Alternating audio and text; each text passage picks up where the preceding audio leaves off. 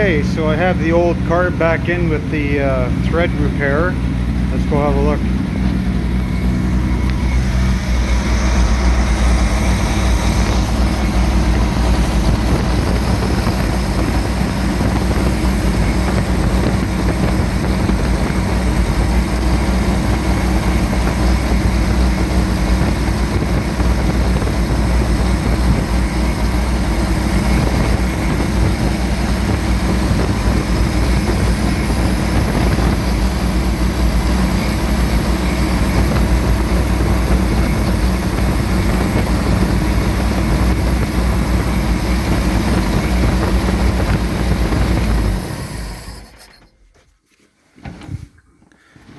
Alright, so it looks like it's dry.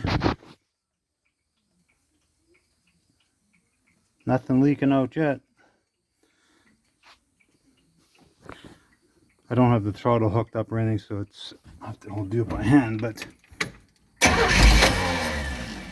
yeah, I can't do it with the camera, and that's not leaking. Alright, so I guess that was a repair. So I'll probably put this one back in for now.